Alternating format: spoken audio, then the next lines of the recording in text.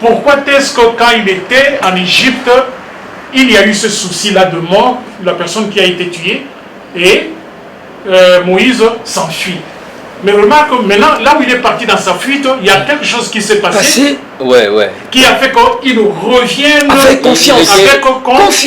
C'est ce que avec assurance. Avec assurance et confiance. Et qu'est-ce qu'il c'est l'impact du Saint-Esprit. Voilà, le Saint-Esprit. C'est ça qu'il a dit l'homme de Dieu. C'est ce qu'il nous apporte, confiance et assurance. Donc, Et donc nous voyons que quand les choses finalement deviennent compliquées, quand il y a un vide finalement, nous avons évoqué d'ailleurs les chaos initial dès le début, mais le Saint-Esprit quand il vient, il comble ces chaos. Le Saint-Esprit quand il vient, les choses deviennent beaucoup plus légères. Donc si, malgré l'intelligence qu'on peut avoir, malgré l'héroïsme dont on peut faire preuve, mais sans le Saint-Esprit de Dieu, c'est vrai que nous n'allons pas... ça va être très compliqué pour nous.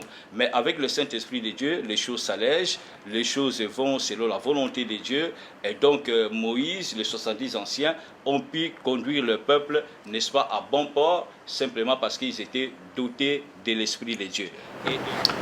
Le Saint-Esprit de Dieu libère, accorde le pouvoir, libère, nous donne la force, le courage. Et il peut aussi ressusciter les morts. Il ressuscite aussi les morts. Et il révèle. Il nous apporte la révélation, il nous porte...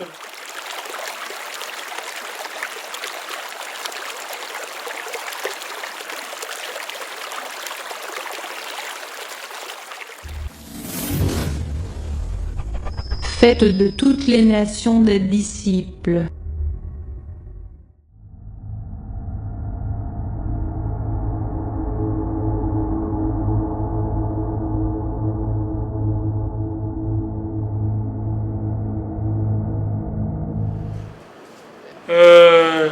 Je ne sais pas, pasteur évangéliste Willy,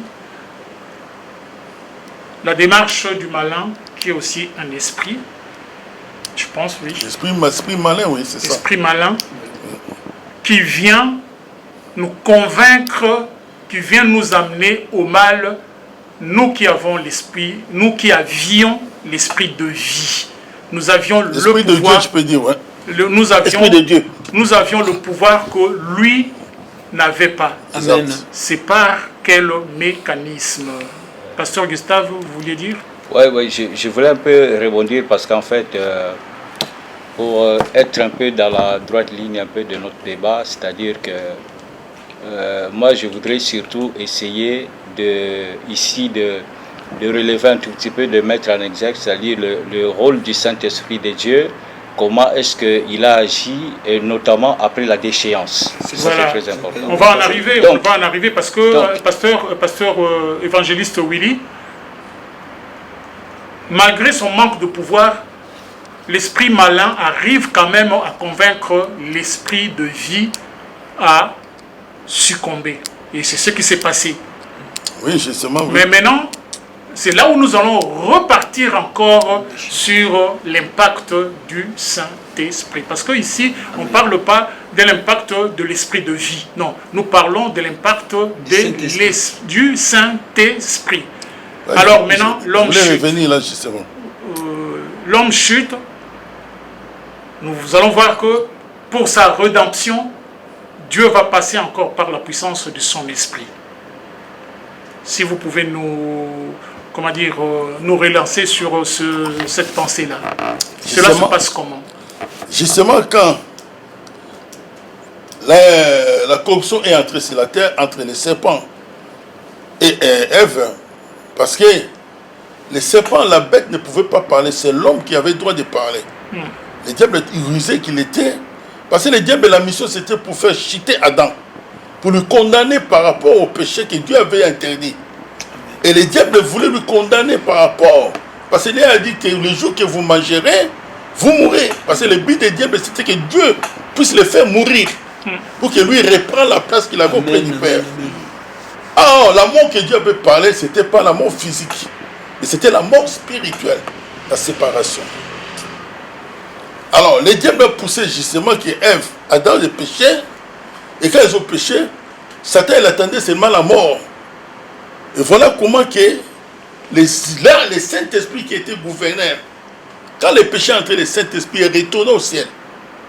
Et c'est là maintenant, il y avait le séchage carrément. Parce que le Saint-Esprit était là pour lui garder, comme il avait dit. Mais quand ils ont péché, le Saint-Esprit est retourné. C'est là que Dieu viendra intervenir. Dans 3 Genèse 6, 7, il demandait que oui, Adam, où es-tu? Parce que là, ils avaient pris maintenant les feuilles de figues. Ils ont caché la nudité. Là, le Saint-Esprit n'était plus là. Mais Dieu voulait maintenant les amener pour les voir ce qu'ils ont commis. Où es-tu? Adam dit que non, je suis caché. Mais Dieu savait bien, il voyait Adam. Mais Adam pensait qu'il avait caché. Ok, hier, il y a rien qui est caché devant Dieu. Tout est nu et découvert devant sa face. Qu'est-ce que tu as fait? As-tu fait ce que je t'avais interdit? Oui, la femme qui était même à mon côté, qui m'a séduit. Ils ont pris les feuilles. Dieu voyait que non, la feuille n'avait pas la vie. Les feuilles n'avaient pas la vie, comme dit la parole, que Dieu a tué une bête, qui a pris la peau pour le couvrir. La peau, c'était l'agneau, c'était la représentation de Jésus-Christ, qui devait couler son sang sur la croix. Il a pris la peau. On ne peut pas prendre la peau d'une bête, ça que la bête meurt. On ne peut pas prendre le sang d'une bête, ça que le bête puisse mourir. C'était ce que Christ devait accomplir sur la croix. Il a pris la peau avec le sang, il les a couverts. Parce que les feuilles n'avaient pas la vie. L'impact du Saint-Esprit. Ouais, je continue là, si vous me permettez. Oui. Il les a couverts. Maintenant, c'était la séparation de Dieu et l'homme. Il les a chassés dans le jardin d'Éden. Malgré tout, il avait couvert les nudités par rapport à la vie. Parce que son esprit était dans lui. C'est à cause de son souffle qui était dans eux. Et c'est là que Dieu, pour les racheter, pour les ramener avec beaucoup de temps. Et c'est là qu'on me parle de l'esprit de vie, le Saint-Esprit qui est l'impact dans la vie des croyants. Je ne peux pas entrer vraiment là où je peux entrer, parce que là, je voulais entrer dans le Nouveau Testament, mais comme vous avez dit, on arrête. Non, nous sommes dans l'Ancien Testament. Et c'est là que, oui. Oui. Le Saint-Esprit, à ce moment-là, il est réparti maintenant quand Dieu a commencé à créer d'autres personnes. Et le Saint-Esprit était maintenant revenu vers les prophètes, vers d'autres personnes que nous avons parlé, uniquement pour la mission de Dieu. Les élites. Le Saint-Esprit les élites, oui, dont on a fait allusion tout à l'heure. Si les prophètes. C'est pour ça qu'on appelait les prophètes les voyants. Parce que l'Esprit de Dieu, le Saint-Esprit, Dieu l'avait donné le Saint-Esprit. C'est pourquoi quand on voit, je prends l'exemple de Samuel, qu'on appelait les voyants. Pourquoi? Parce que c'est ça qu'il avait dit à Saoul, pour aller le style de devenir roi. Dans 1 Samuel 10, je pense, il a dit que va l'Esprit de Dieu. Tu vas commencer à prophétiser avec les prophètes que tu vas croiser. Ouais. Il y a l'Esprit te saisira. L'Esprit là, c'est-à-dire c'est le Saint-Esprit. 1 Samuel 10. 1 Samuel 10. L'Esprit te saisira, tu prophétiseras avec eux. Et voilà maintenant que l'impact du Saint-Esprit, il était maintenant quitté dans le jardin d'Éden, il était maintenant dans les hommes. Pour impacter maintenant, voir par rapport aux croyants. Il donnait ça par rapport au roi, par rapport aux prophètes, ainsi de suite. C'est là que maintenant, tout le monde là qui était là avant, il craignait Dieu par rapport au Saint-Esprit qui était dans eux. Avant que le Saint-Esprit vienne aujourd'hui dans nous, il impactait aussi par rapport aux gens qui étaient à l'époque, comme j'ai dit, les prophètes, les rois et d'autres personnes. Donc c'est-à-dire le Saint-Esprit, il agissait toujours. Malgré tout, là, il y avait les sécheresses entre les Adam et Ève. Parce que là, ils étaient toujours disparus. Pas disparus, mais ils étaient écartés. Mais cet esprit était toujours vivant. À l'impact jusqu'au niveau des Jean-Baptiste. Jusqu'à Jean-Baptiste est revenu, le Saint-Esprit était là. Avant que Jésus-Christ naisse, parce que là, nous arrêtons à l'Ancien Testament. Donc, ça dit que le Saint-Esprit jouait un rôle au niveau de tous les gens qui étaient à l'époque avant Jésus-Christ. Les appelés, les choisis de Dieu, les choisis de Dieu, les voyants que nous avons appelés les élites. Voilà. On a tourné autour de ce mot-là, élite, et puis j'étais parti pour poser la question, est-ce que déjà à ce temps-là, on pouvait parler des élus sur qui Dieu venait confier des missions, venait confier des messages. Et comme l'homme tout seul ne pouvait pas porter ce qui est de Dieu, il le faisait, il leur donnait son esprit en soutien. J'espère que c'est pour faire l'œuvre de Dieu. Oui, pour faire l'œuvre de Dieu. Seul, on ne peut pas se lever comme ça pour aller dans les affaires de Dieu. Sans il faut qu'il y ait le Saint-Esprit de Dieu. Mais maintenant, quand Dieu crée l'homme, il souffle en lui un esprit de vie. quand le malin approcha l'homme et que l'homme succomba, c'est cet esprit-là de vie qui se retira de l'homme ou alors qui s'éloigna de l'homme. Si on fait des calculs mathématiques, l'homme que nous sommes dans la chair, nous allons dire que si on t'enlève, on te retire ce qui t'avait apporté la vie. Quand on te le retire, il se passe quoi? Il se passe que... Non, si je peux parler, pardon, pasteur, l'esprit de vie était. Parce que si l'esprit n'était pas, si l'esprit de Dieu n'était pas, l'homme devait mourir. Il allait mourir. Oui, l'esprit, il était, mais Dieu seul qui l'avait séparé. Tu disais... la relation. Évangéliste Jean-Ofo, j'aurais aimé que tu dises cela à haute voix. Oui, j'avais dit ceci. Oui, comme il dit, l'esprit de vie a permis à ce qu'Adam soit une âme vivante. Surtout pour le cultiver, pour vraiment être en communication avec le monde, avec la nature. Je ne vais pas poser beaucoup de questions. Et quand il a péché, automatiquement, l'esprit de Dieu est parti. C'est séparé. On dit ça la mort spirituelle. D'ailleurs, il ne pouvait pas rester dans le jardin d'Éden. Donc, l'esprit de Dieu les quitta, ne les assista plus. Nous parlons ici, je veux retenir deux choses. Un de ces pactes du Saint-Esprit dans la vie d'un croyant, c'est nous soutenir dans la foi. Oui. Nous soutenir dans la foi et faire de sorte que nous gardions les liens avec Dieu. Amen. C'est ça? Amen. Oui, nous restons toujours avec Amen. lui. Oui, voilà. Je ne vais pas revenir sur la question que j'allais poser parce que ça va porter à polémique et puis on va s'attarder sur cela. Nous allons sortir de l'essentiel. Enfin, ce que nous allons dire, c'est l'essentiel, mais nous allons sortir du thème. Je répète, nous sommes sur l'impact du Saint-Esprit dans la vie d'un croyant. Dieu est toujours là, il en a fait la promesse. Nous allons voir qu'après, même ce que nous avons appelé des élites, après, nous allons voir que Dieu sera toujours parmi son peuple. Il y aura l'histoire de l'arche, vous connaissez, c'est que Dieu est toujours parmi son peuple. C'est la promesse qu'il a faite. Maintenant, nous péchons. Nous mourrons, spirituellement parlant. L'évangéliste Willy l'a signalé. Spirituellement parlant, nous sommes morts. Il se passe quoi? Est-ce que la vie, l'esprit de vie que nous avions a fait le transfert? Quand Dieu le retire, nous mourons spirituellement. Alors le projet, il se passe quoi? Bon, moi, je voudrais, non, c'est très important ce que je vais dire. Je voudrais un tout petit peu que nous puissions progresser de façon assez harmonieuse. Oui. Par rapport à l'Esprit de Dieu quand il a œuvré au niveau de la création et puis progressivement il est passé par les hommes. Hein. Alors je pense qu'après la déchéance, c'est-à-dire je vais prendre une image, c'est-à-dire le pont qui reliait l'homme à Dieu a été complètement rompu, complètement cassé. Et donc là d'ailleurs il y a un verset de la parole de Dieu qui dit que Dieu s'est repenti même de l'esprit qu'il avait mis en l'homme. Voilà, de l'esprit qu'il avait mis en l'homme.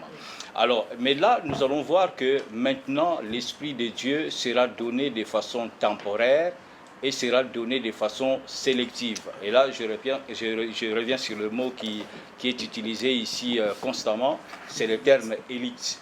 Alors, nous allons voir que moi, je vais partir sur le patriarcat, la période des patriarches, Abraham, Isaac et puis Jacob. Alors, je prends Jacob. Nous allons voir par exemple que lorsque finalement Joseph est parti en Égypte, c'est là que je vais relever surtout aussi le Saint-Esprit de Dieu qui a été donné à Joseph pour accomplir une mission bien spécifique. Et donc nous allons voir que lorsque il a été donné à Pharaon de faire un rêve sur l'avenir de son pays, la Bible déclare que l'esprit de Pharaon était agité à tel point qu'il voulait une explication à son songe prophétique, au songe prophétique. Alors, la Bible dit que de par ce que l'esprit avait fait à travers la vie de Joseph, n'est-ce pas, en donnant le songe, en donnant l'explication du songe, n'est-ce pas, à les chansons et puis au panetier, la Bible va dire que finalement Joseph a été amené en prison. Et donc, quand Pharaon a eu effectivement ce songe prophétique, on lui a parlé de Joseph. Et donc, il a demandé à ce que Joseph puisse être sorti de prison pour venir donner l'explication du songe au roi. Et donc, et là, la Bible déclare que bon, Joseph a été bien habillé, tout ça, il a changé de vêtements et tout parce qu'il devait voir le roi. Et quand il est venu devant Pharaon, Pharaon lui a dit, ben, écoutez, j'ai eu un songe, j'ai besoin que tu m'en donnes de l'explication. Et là, Joseph va dire que ce n'est pas à moi de te donner la révélation de ces songes, mais c'est plutôt à Dieu. Et là, je voudrais insister sur le fait que Joseph a eu l'Esprit de Dieu. Et d'ailleurs, Pharaon lui-même va dire, est-ce qu'il y aurait-il un homme parmi nous ayant l'Esprit de Là, Pharaon va le dire. Et donc, et là, du coup, poussé par l'Esprit de Dieu, eh ben, Joseph a commencé à donner l'explication, n'est-ce pas, n'est-ce pas, du songe que le Pharaon avait eu. Et donc, c'était un songe qui parlait, n'est-ce pas, de cette période d'alternance, n'est-ce pas, entre la période de croissance et puis la période de vache maigre.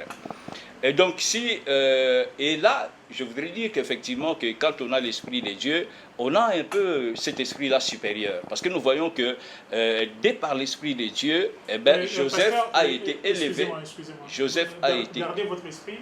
Parce qu'en fait, moi, je voudrais, au fil de nos échanges, de nos propos, que nous relevions à chaque fois ce que l'Esprit de Dieu, le Saint-Esprit, apporte au monde. Et là, sur le coup, une des fonctions du Saint-Esprit se manifeste. Il nous apporte aussi la révélation. Amen. Oui, bien sûr. Il nous apporte en même temps la révélation. Le Saint-Esprit de Dieu aussi, quand il arrive, c'est vrai, il nous donne une nature un peu, je vais dire un peu une nature surhumaine, une nature divine, une nature au-delà de la nature divine.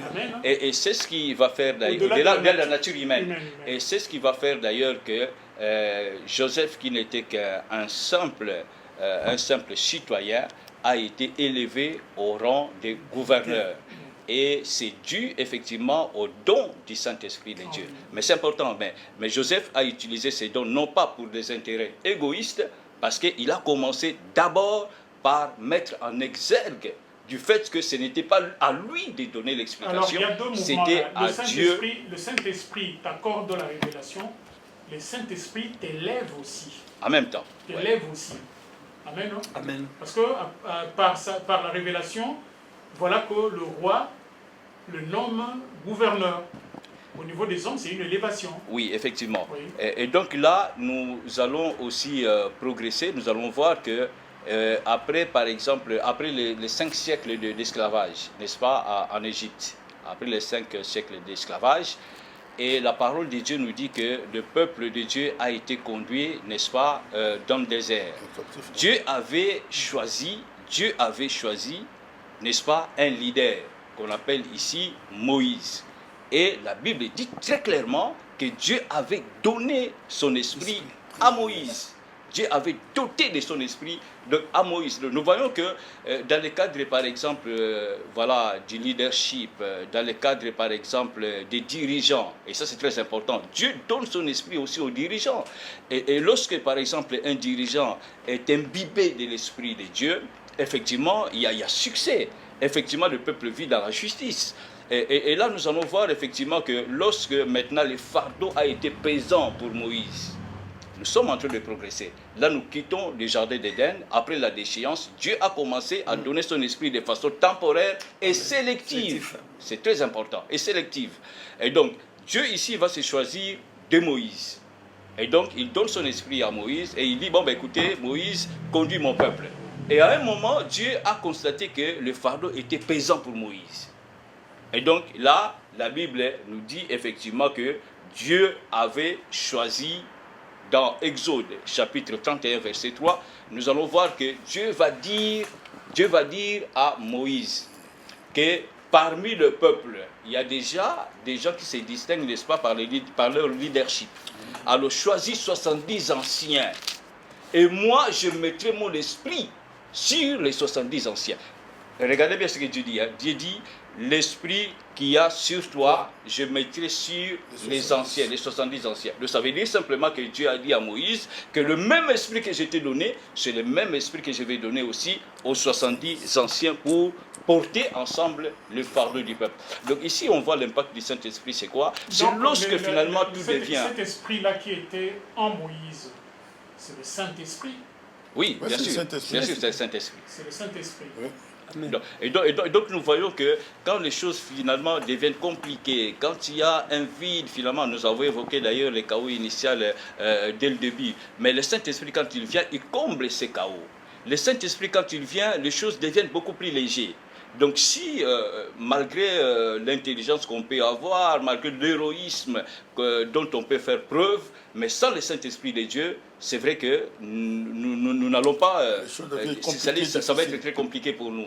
Mais avec le Saint-Esprit de Dieu, les choses s'allègent, les choses vont selon la volonté de Dieu. Et donc Moïse, les 70 anciens, ont pu conduire le peuple, n'est-ce pas, à bon port, simplement parce qu'ils étaient dotés de l'Esprit de Dieu. Et là, nous allons voir... J'allais vous poser une question, lancer. Vous voyez, comme vous dites, Moïse, évidemment, avec ses exploits grâce à l'Esprit de Dieu, j'allais te demander un truc. Moïse, je pense, parce que tu as bien dit, après Joseph, bon, on va directement, après avoir assumé de hautes fonctions, on parle maintenant de Moïse, mais tout de suite, Moïse n'avait pas encore l'Esprit. Qu'est-ce qui s'est passé? Non. Tu te souviens, Moïse a fui Égypte. Il a fui l'Égypte parce qu'il a tué un Égyptien. Oui, l'Égyptien, oui. Je pense si tu peux nous éclaircir. Parce qu'à ce moment-là, il n'avait pas encore l'Esprit de Dieu. Non.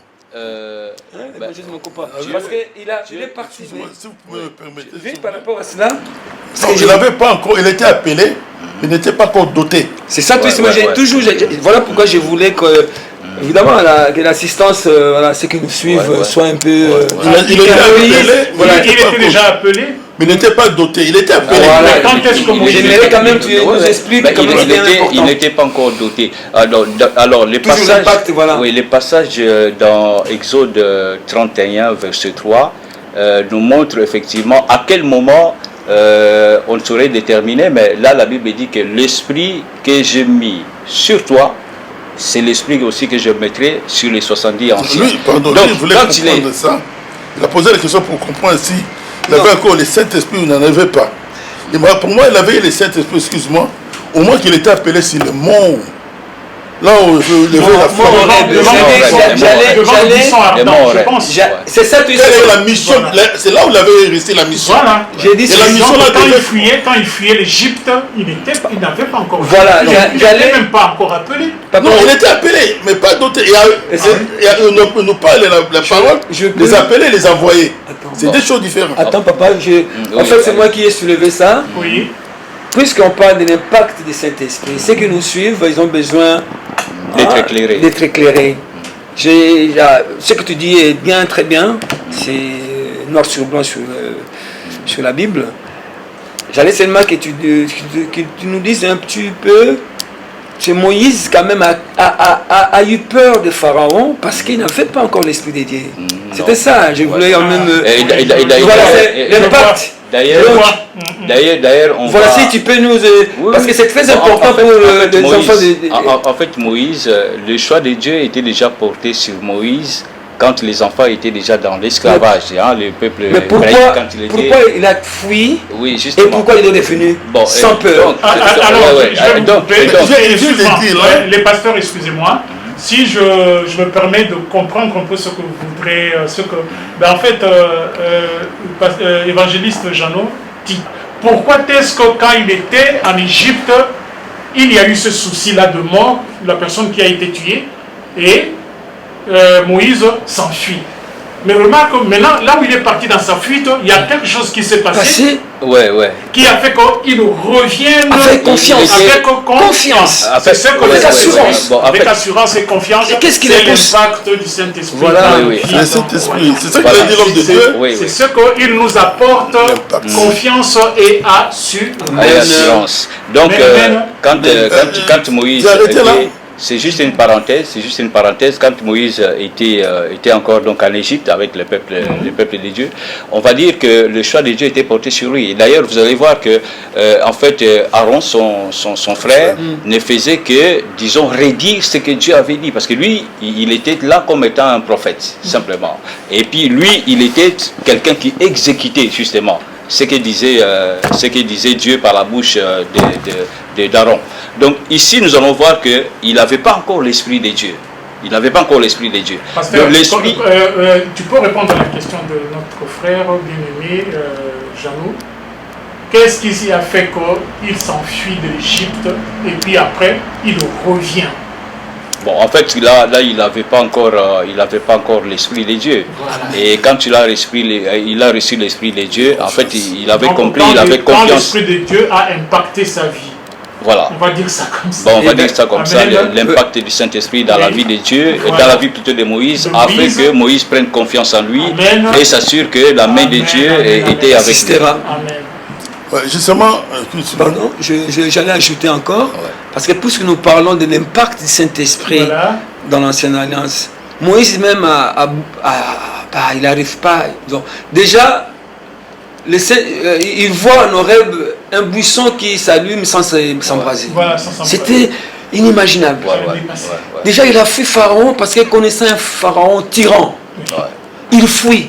Maintenant, il rencontre dans le désert une puissance, c'est-à-dire il ne comprenait rien. Alors la voix lui dit Moïse. En fait, il découvre le Saint-Esprit, il découvre une puissance au-dessus même de la puissance de Pharaon. Le Saint-Esprit nous connaît par notre nom. Donc, il a appelé Moïse. Il a appelé Moïse. Bien que Dieu lui dit tu dois rentrer, mais lui, Moïse, il s'est vu inférieur devant. Mais qu'est-ce que. Jusqu'à ce que Dieu va lui montrer une expérience pour lui donner une assurance. Que je sais. Donc je veux tout simplement que ceux qui nous suivent comprennent que le Saint-Esprit, même dans l'Ancienne Alliance, il n'a pas changé. Il est toujours puissant, ce fait-là dévorant.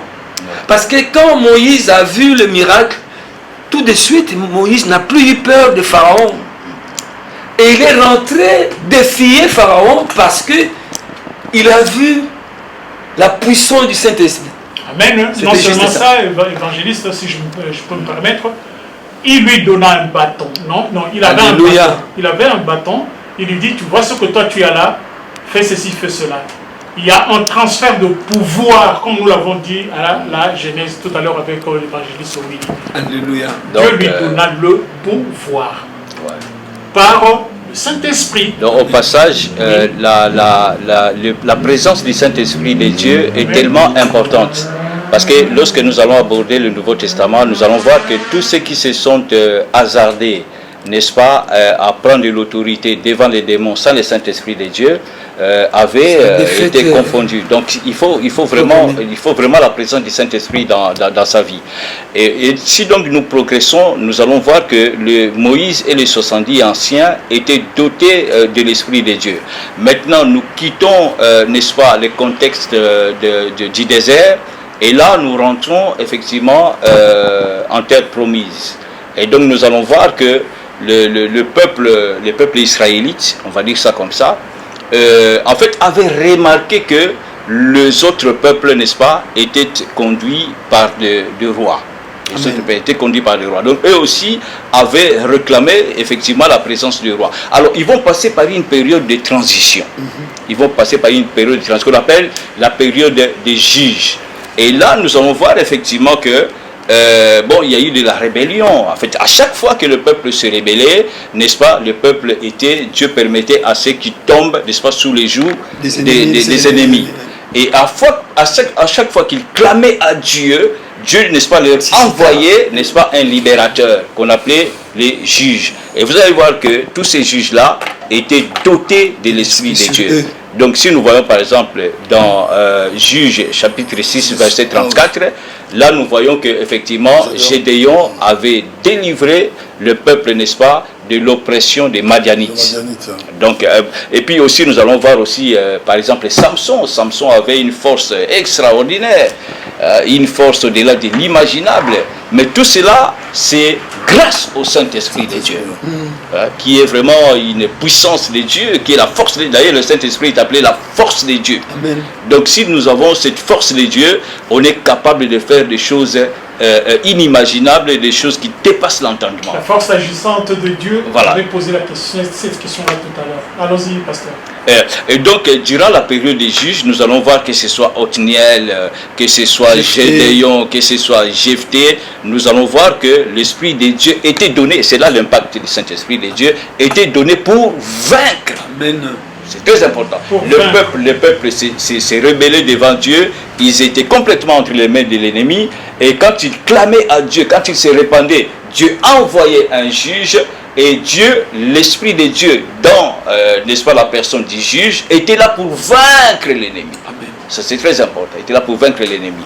Donc, là, nous allons voir que l'histoire des juges est ponctuée par la victoire, n'est-ce pas, donnée au peuple par le libérateur qu'on appelait les juges, à travers, effectivement, le Saint-Esprit de Dieu. Le Saint-Esprit de Dieu libère, accorde le pouvoir, libère, nous donne la force, le courage. Et il peut aussi ressusciter les morts. Il ressuscite aussi La mort. les morts. Et révèle. Il nous apporte la révélation, il nous porte la révélation. Alors, Papa Roger, je voudrais quand même aussi qu'on essaie de rebondir, je crois, sur les propos aussi de l'évangéliste Willy, qui avait dit que, et là j'insiste sur le fait que l'Esprit de Dieu était donné de façon temporaire et sélective. C'est très très important. Là on est dans l'Ancien Testament. Et nous allons voir que même pour le roi, quand maintenant est arrivée la période où Dieu avait dit à son peuple, regarde le roi, vous avez besoin d'un roi. Mais le roi aussi, n'est-ce pas, il y a des contraintes, parce qu'en fait le roi a ce droit, n'est-ce pas, sur le peuple, et puis tout ça, le peuple finalement dit, nous voulons un roi. Et donc Dieu va choisir Saoul. Dieu va choisir Saoul, et Dieu va lui doter de son esprit. Nous avons dit dans 1 Samuel chapitre 10, effectivement, quand Saoul a reçu l'Esprit de Dieu, parce que là, c'était les prophètes qui oignaient le roi. Et donc, à travers cette onction-là, nous allons voir que si nous étudions bien le tabernacle, mais excusez-moi parce que nous sommes allés un peu trop vite en besogne, je voulais dire que dans le désert, Dieu aussi avait doté à quelqu'un, quand on parlait du tabernacle, c'est-à-dire que la tente d'assignation qui partait de lieu en lieu, Dieu avait choisi quelqu'un pour, n'est-ce pas, essayer d'inventer tout ce qui était, n'est-ce pas, production artistique. Amen. Dieu avait choisi quelqu'un. Et la personne que Dieu avait choisie, il s'appelait Betsalel. Et donc à Betsalel, Dieu a donné de son esprit, n'est-ce pas, pour essayer d'inventer, de créer tout ce qui était, n'est-ce pas, lui a donné des capacités artistiques. Alors, le Saint-Esprit de Dieu, quand il vient dans la vie d'une personne, nous devons savoir que le Saint-Esprit donne des dons spirituels, mais le Saint-Esprit aussi peut donner des dons manuels. Amen. Le Saint-Esprit peut donner des dons manuels. C'est-à-dire que, parce que c'est un esprit de sagesse, oui, c'est un esprit d'intelligence.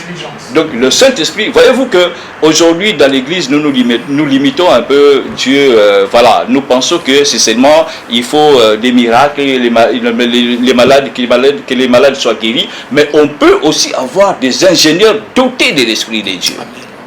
On peut avoir des médecins dotés de l'Esprit de Dieu. Donc je vais dire ici que le Saint-Esprit de Dieu dans la vie de Betsalel a fait que celui-ci soit doté de capacités artistiques. Ben, allez-y comprendre quelque chose. Et là, nous étions en train de parler, n'est-ce pas, du roi, le roi Saoul, qui a été oint, n'est-ce pas? Et quand il a été oint, la parole de Dieu déclare qu'il a commencé à prophétiser. Effectivement, là, il partait à Gilbéa. Et quand il va rencontrer le prophète, parce qu'il y avait aussi l'école des prophètes, hein, à l'époque, il y avait les petits prophètes, des choses comme ça. Voilà. Et puis quand il est arrivé, quand il a rencontré les prophètes, il a commencé à prophétiser. Finalement, ils ont dit, mais est-ce que Saoul, toi aussi, tu es devenu prophète? Donc nous voyons que l'Esprit de Dieu, c'est un esprit également de révélation. C'est un esprit de révélation, c'est très important. Alors, nous avons des taux de révélation, on en parlera quand nous allons toucher le Nouveau Testament. Mais en tout cas, quand l'Esprit de Dieu est en nous, il peut nous révéler les choses à venir. Ça, c'est très important. Les choses cachées aussi. Et les choses cachées aussi. Et les choses cachées. J'allais ajouter, encore continuer par rapport à ce que vous dites. L'Esprit de Dieu, il est formidable. Comme vous dites, pendant cette période de juge, la Bible dit bien clairement, chaque fois que les peuples s'éloignaient de Dieu, les ennemis prenaient en captivité les Israélites, et une fois ils reprenaient conscience quand ils vont crier à Dieu, ces derniers vont susciter parmi eux un libérateur. Voilà, et la Bible dit, avant qu'ils organisent l'armée ou encore ils partent en guerre, il dépose sur lui son esprit. Alors, l'impact aussi du Saint-Esprit dans l'Ancienne Alliance est que l'onction n'est pas dans l'homme. Pas totalement. Elle est sur l'homme. Comme vous avez dit, temporaire.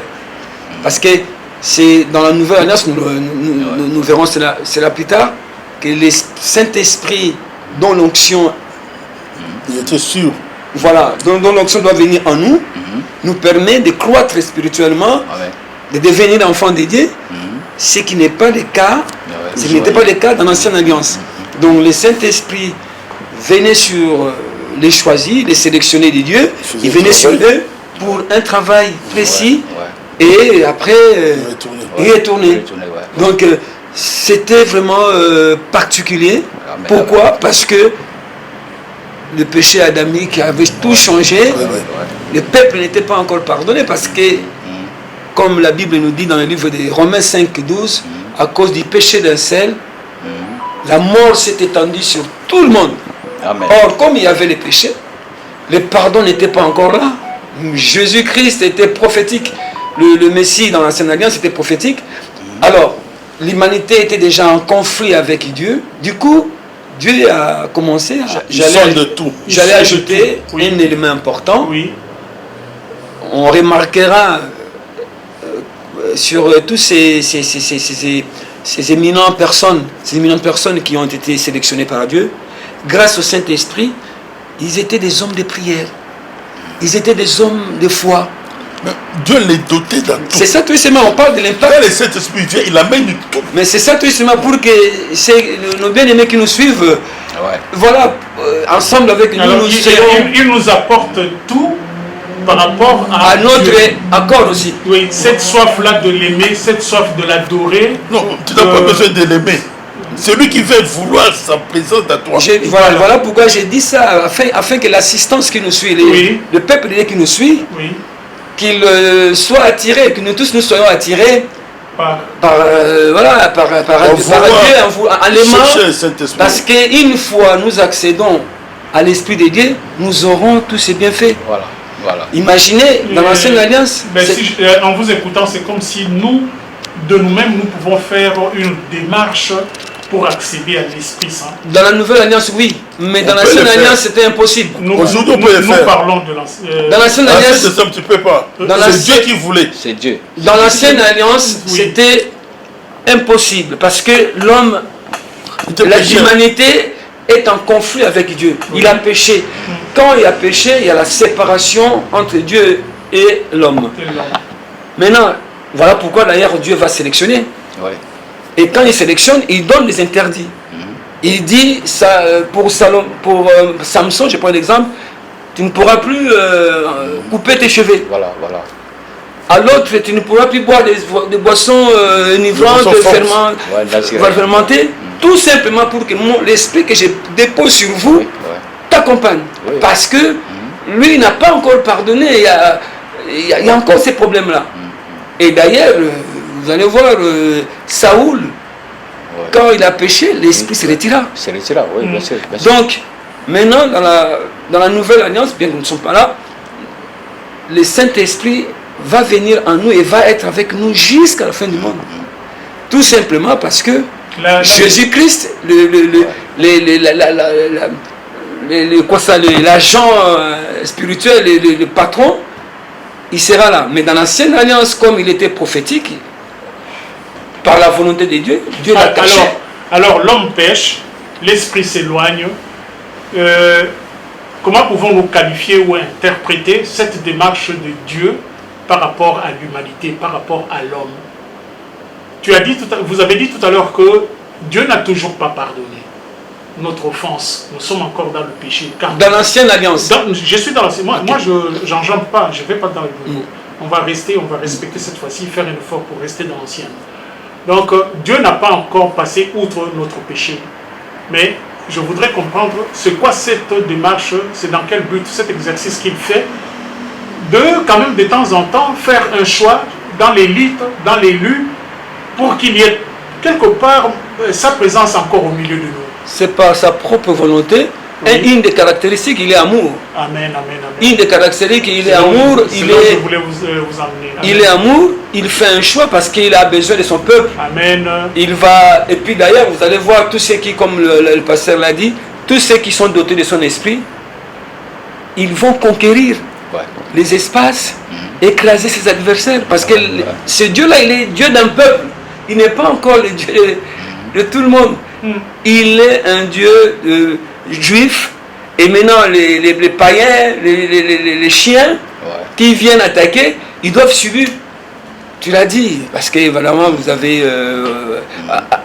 quand il va remettre les 10 commandements à Moïse, tu étais là, il a dit, vous devez suivre mes commandements. Deutéronome 28, je pense, les jours où vous pécherez, vos ennemis vont vous écraser. Et c'est ça ce que c'est faisait. Et chaque fois il criait, il revenait. Donc Dieu, son caractère d'amour est toujours permanent. Amen. D'ailleurs, l'apôtre, pardon s'il vous plaît, l'évangéliste Marco avait bien dit. Je ne sais pas, vous avez bien dit par rapport à Adam et Ève, quand ils ont péché, ils se sont fait. Mais c'était insuffisant. C'était insuffisant. Après Dieu a fait quoi? Parce qu'il n'y avait pas la vie. Oui, mais tu as dit ça, c'est ça que je dis. C'était insuffisant, mais Dieu va tuer une bête. Donc Dieu a toujours un plan de rédemption pour l'homme depuis l'ancienne alliance. Donc un esprit meilleur, un esprit prêt à nous aider, quels que soient les problèmes. David même, malgré ses péchés. Après, il a toujours été avec lui-même l'homme sur lequel... Mais c'est vrai, l'évangéliste, ce que tu dis, c'est très important. Parce que, au lendemain quand l'homme a péché, avec cette nature-là adamique, Dieu a actionné directement un autre plan, c'est le plan de rédemption dont tu parles, directement. Parce qu'en fait, l'homme a été créé à son image, donc Dieu tenait à tout prix à racheter l'humanité. Donc, et là, nous avons dit qu'effectivement, nous avons donné l'exemple de Saoul, nous avons donné l'exemple de Betsalel, nous avons donné l'exemple de Joseph, nous avons donné l'exemple aussi des auteurs bibliques, tous ceux qui ont écrit les livres de la Bible. Donc, nous avons dit que le Saint-Esprit de Dieu était derrière. Voyez un peu ce que le Saint-Esprit peut faire dans la vie de quelqu'un. Et puis là, nous allons prendre l'exemple du deuxième roi. Précisément, qu'est-ce qu'il fait dans la vie de quelqu'un, donc du croyant? Il fait que Dieu garde le lien, que Dieu garde... En fait, à ce moment-là, il sert le Saint-Esprit, puisque nous parlons de l'impact du Saint-Esprit dans la vie d'un chrétien. Il est en communion. Là, il garde la communion. Comment dire ça? Il est le Saint-Esprit une forme de passerelle en fait, de passerelle entre nous et Dieu. Amen. Il permet encore cette communication. Pour que nous soyons nous en fait armés de la pensée de Dieu, ça c'est très important. Amen. Et faire les choses selon la sagesse de Dieu. Selon la sagesse de Dieu. Selon la volonté de Dieu. Le Saint-Esprit est là pour ça. Donc nous allons voir par exemple dans le cas de David par exemple, David va dire mais Dieu parle, Dieu me parle. Il va dire que Dieu, c'est-à-dire qu'il parle par moi. C'est ce que David va dire. Dieu parle par moi. C'est ainsi que lorsque, par exemple, David a péché, par exemple, et là, il a crié à Dieu, il a demandé à Dieu de ne pas lui retirer son esprit. Donc, c'est très important, l'esprit de Dieu, dans la vie d'une personne, dans la vie d'un croyant par exemple.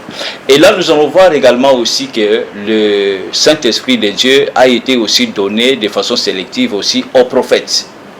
Aux prophètes. Ils étaient dotés de l'Esprit de Dieu. Et là, je vais voir par exemple Ézéchiel, lorsqu'il était, n'est-ce pas, le peuple de Dieu était en captivité. Et là, Dieu va dire à Ézéchiel l'espérance qu'il entendait donner à son peuple, malgré qu'ils étaient en captivité. Et là, nous voyons la vision des ossements desséchés. Et là encore, Dieu montre que c'est par l'Esprit qu'il va vivifier son peuple, qu'il va restaurer son peuple. Donc nous voyons que le Saint-Esprit de Dieu est là à la fois, même si nous avons l'impression comme si nous sommes un peu abattus, comme si nous sommes un peu éloignés de Dieu, parce que bon, en fait, nous n'arrivons pas vraiment à faire les choses selon sa volonté, mais l'Esprit de Dieu est là justement pour nous donner la force. L'Esprit de Dieu est là pour nous restaurer. L'Esprit de Dieu est là en fait pour nous requinquer. Donc c'est très important avoir l'Esprit de Dieu et puis se mettre aussi parce qu'on ne peut même pas, je pense, par notre propre force, n'est-ce pas, accomplir la volonté de Dieu. C'est impossible.